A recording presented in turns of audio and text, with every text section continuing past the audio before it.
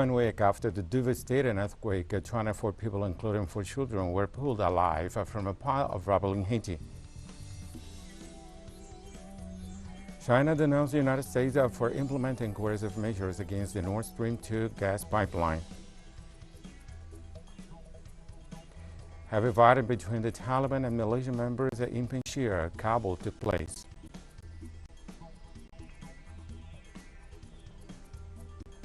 Hello, welcome to From the South. I am Ray Gomez from the studios in Havana. We begin with the news. 24 people, including 4 children, were pulled alive from a pile of rubble in Haiti 1 week after the devastating earthquake. The Directorate of the Civil Protection said the victims were found alive this weekend near Pic Macaya, the country's second largest mountain. The survivors were safely rescued and immediately taken in a helicopter for treatment. The Civil Protection Agency also reported that the death toll from the earthquake has risen to more than 2,000, with over 300 others missing and presumed dead.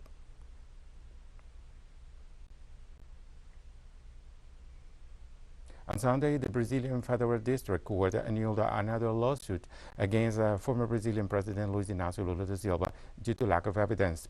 Judge Poliana Alves said the cause against the former mandatory was not demonstrated in the accusatory ratification. The now-withdrawn complaint was filed by the public prosecutor's office in the case of the Atibaia site, which sought to reopen and close the process because of alleged corruption and money laundering related to the Odebrecht case. However, the court again ruled in favor of Lula and reiterated that the complaint did not have convincing evidence. The annulment of the Atibaia site case against the leader joined 16 other court decisions and fled lawsuits in which Lula was thoroughly acquitted, given the inconsistencies of the accusations. According to the latest United Nations report, Colombia registered an increase in the number of forced displacements by 191% regarding last year. The report of the Office of Coordination of Humanitarian Affairs of the United Nations disclosed that the problem grew more in the first 6 months of 2021 than in 2020. The institution declared that over 44,600 people were displaced in the country between January and June. Groups of rural workers and residents, indigenous people, and African descendants have had to leave their homes to seek better living conditions, running away from the growing domain of armed groups, mainly drug trafficking-related associations. Police in Peru reported that 5 people, among them a 13-year-old and a 3-year-old girl, died on Sunday, gunned down by thugs who were supposedly hired by land traffickers. The crime was committed in Ancon, an impoverished district north of Lima, where land trafficking mafia commonly operates. 4 suspects were detained after an angry mob tried to obtain justice by their own means and set on fire a house where the alleged felons had been seen. The father of one of the victims assured that the land trafficking mafia had threatened his daughter a month ago, and her mother had been murdered too. The illegal and irregular commercialization of lands in depressed areas is a lucrative enterprise that causes the growth of monopolizing mafias in the sector. They make use of violence as a basic means of imposition. In Venezuela, the public consultation of the National Communal Parliament's draft bill begins on Monday. It is designed to consolidate popular power and the construction of a fully democratic state. The schedule was debated last Wednesday in the Permanent Commission for Communal Development and institutes the creation of an information campaign on the mechanisms that will be adopted to organize economic and social activities by regions and sectors. A formal consultation is set by lawmakers to begin on August 13th and end September 5th. According to the already approved work agenda, the public consultation, which will conclude by September 19th, is essential to reinforce participative democracy, just as the Venezuelan constitution dictates it. The bill's progression was certified earlier this year in April, after first round of discussions in an ordinary session of the legislative branch.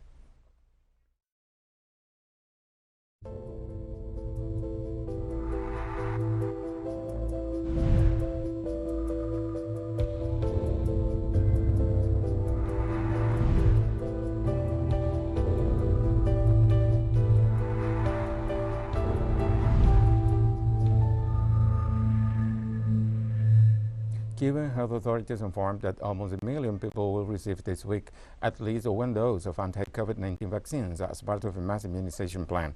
Abdala vaccine shots arrived on Saturday to the municipalities of Tercer Frente, Guamá, Segundo Frente, and Mella, the only areas that had initiated the inoculation process in the eastern province of Santiago de Cuba. Vulnerable and high-risk groups are included in the current stage of mass injections. Numbers from the Ministry of Public Health indicate that until August 20th, 12 million doses of the nation's 3 self-made vaccines had been administered, while short over 3,100,000 people, almost 30% of the population, had fully completed the 3-shot immunization plan. Vietnam fully confined its biggest city, Ho Chi Minh, on Monday. The civil security forces spread across different regions of the country to double efforts in the attacks of preventing the COVID-19 pandemic's expansion. In response to the announcement of the Communist Party Secretary General Nguyen Phu Thuong, the Ministry of Public Security mobilized assets to assist Ho Chi Minh City and southern areas. Police officials informed that during the 4th outbreak of coronavirus, public security was the first institution to organize and activate the Southern Command for anti-epidemic prevention and control in the capital and nearby provincial zones.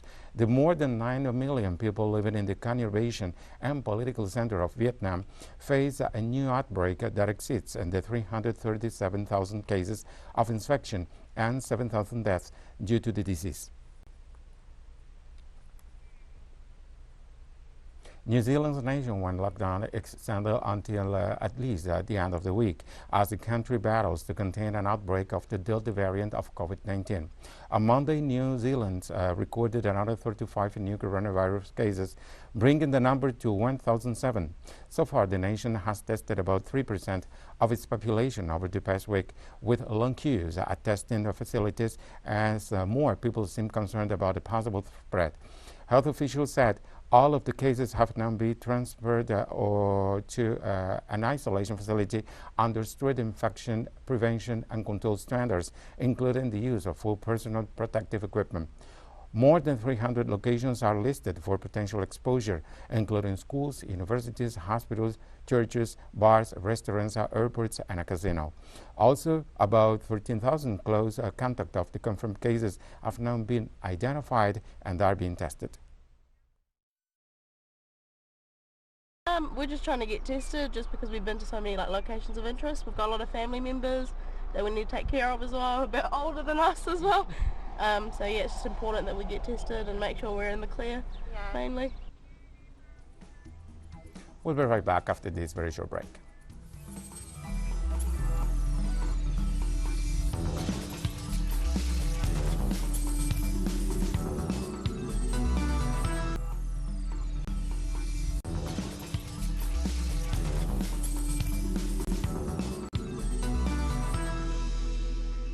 Welcome back. The government of China denounced the United States for violating international law by implementing coercive measures against the Nord Stream 2 gas pipeline. Regarding the issue of Navalny, China has stated their position that it is entirely Russia's domestic affair on multiple occasions. It is unfair for the relevant parties to presume guilt of the Russian side before investigating thoroughly for the truth. Still less should they impose unilateral sanctions under the pretext of presumed guilt. As for the Nord Stream 2 project, the U.S. side slapped unreasonable sanctions on normal cooperation between two sovereign states under its domestic law. What the U.S. has done tramples on international law and the basic norms governing international relations, and fully exposes the long-term hegemonic mentality and bullying practice of the U.S. side, which will gain no support and surely face rejection by the international community. 45 countries launched the Crimean platform, a new attempt of passing Crimea's self-determined accession to Russia's administrative order as an occupation. The states that took part in the Crimean summit affirmed they would ask Moscow to stop the militarization of the peninsula.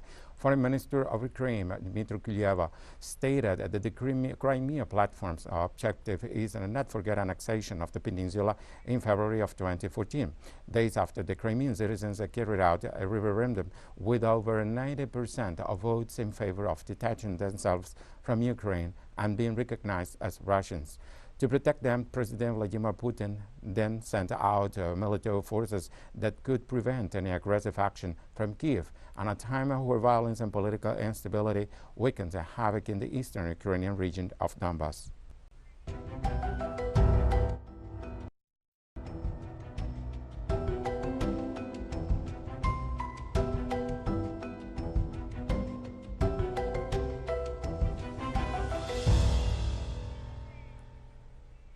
The heat waves that are affecting part of our planet have also reached Brazil.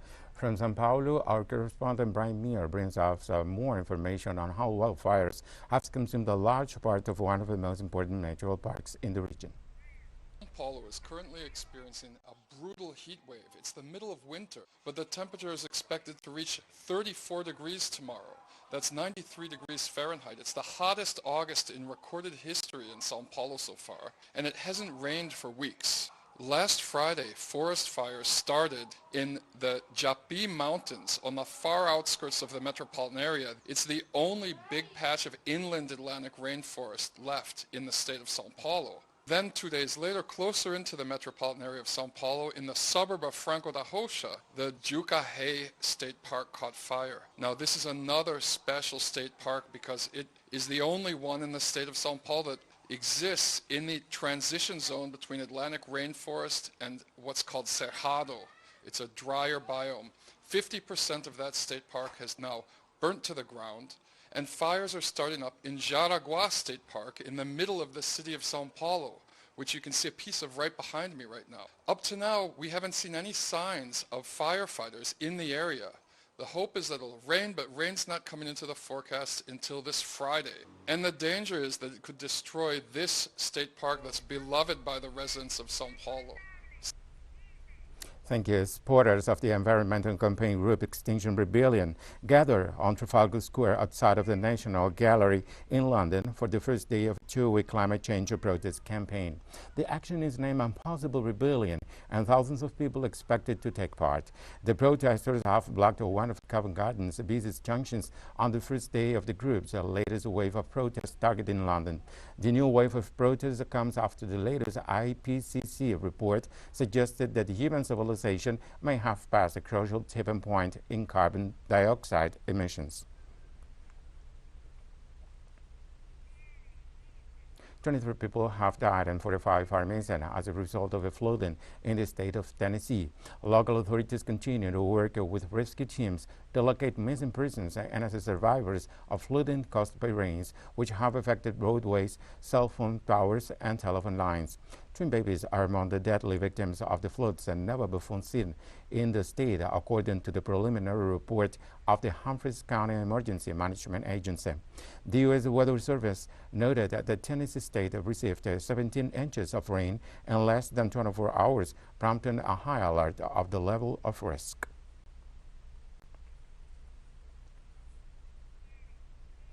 Fires continue to spread in eastern Bolivia, leaving large areas of forest covered in ash and smoke, and several protected natural reserves are being impacted.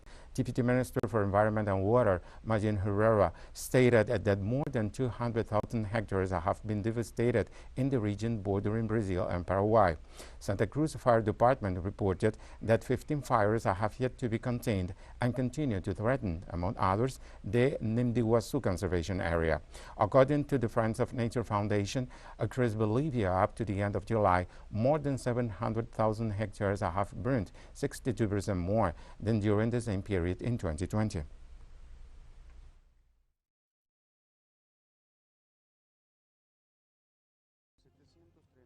$734,568 hectares have already been affected by the fires in Santa Cruz, 36,000 in La Paz, 7,000 in Cochabamba, 4,600 in Panda and Tarija, Chuquisaca, Potosí, Oruro.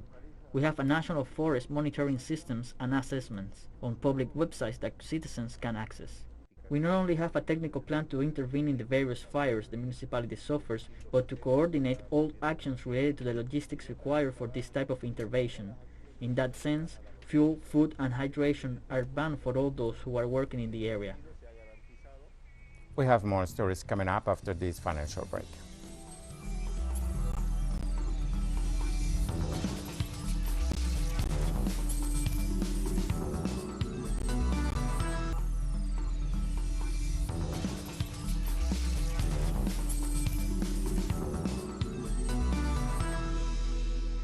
Welcome back. Fighting took place late Monday between the Taliban and local militia members in Panjshir, a stronghold of resistance northeast of the capital, Kabul. Ahmad Massoud, the son of the mythical national hero Ahmad Shah Massoud, leads the fight against the radicals in the mythical valley that has never been defeated neither by the foreign troops nor by the Taliban. Hundreds of mujahideen loyal to the Islamic Emirate moved to the north of Kabul, where heavy skirmishes are still being reported. Local militia reaffirms they will not surrender Panjshir, while asking foreign forces to support, although Taliban spokesman said the group have surrendered the territory. Massoud called for a broad-based inclusive government with the participation of the Taliban and where all ethnic groups of the county are represented. The Taliban warned that there could be consequences if the United States and its allies extend their presence in Afghanistan beyond the week. As chaos continued to overwhelm Kabul's airport. To manage the chaotic airlifting of foreigners and Afghans, thousands of soldiers have poured back into Afghanistan, with pressure growing on Washington to extend the deadline. Taliban spokesman Suhail Shaheen said if the U.S. or its allies stayed beyond the agreed deadline, it would be as if they extended the occupation.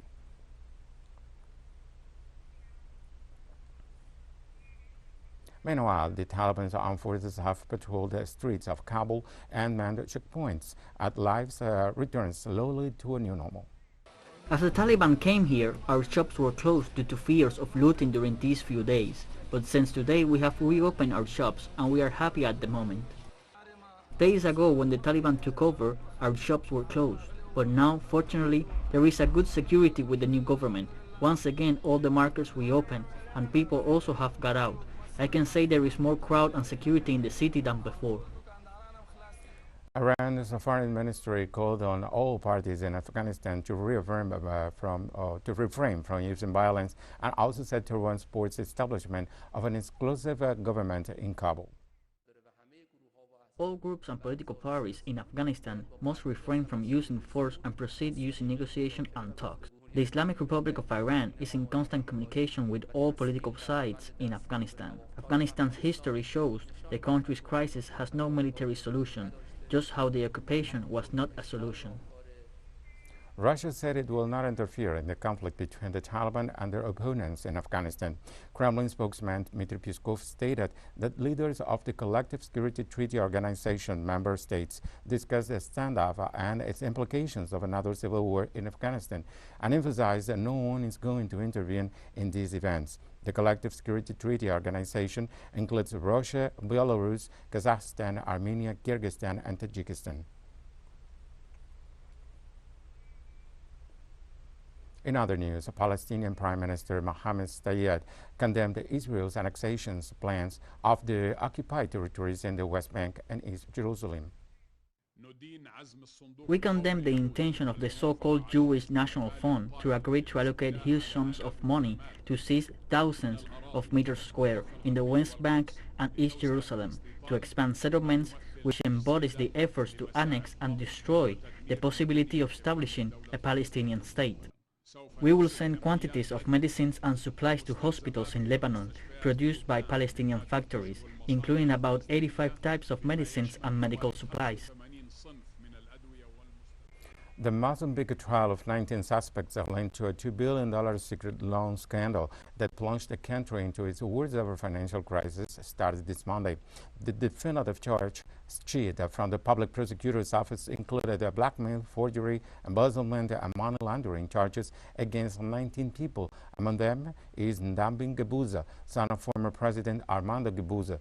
Mozambique's largest-ever financial scandal involves senior government officials, particularly from the country's security and intelligence service. The fraudulent scheme involves setting up three security-linked companies, which eventually borrowed over $2 billion from the banks Credit Suisse and VTB of Russia. The trial is expected to last for at least 45 days.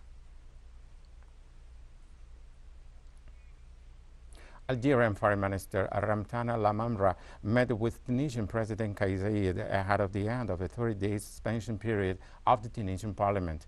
On July 25, President Sayed dismissed the government and suspended parliament for 1 month, citing powers granted by the Constitution. Several politicians, businessmen, and judges, as well as members of parliament who lost their immunity after the suspension of the legislature, were banned from traveling abroad or put under house arrest without a prior warning. The president's move sparked uncertainties for Tunisia and condemnation, with critics denouncing the measures as arbitrary and unjustified. We've come to the end of this news brief. You can find these and many other stories on our website at teleSUR English. And join us on social media, Facebook, Twitter, Instagram, and Telegram. For teleSUR English, I am Bray Gomez. Thank you for watching.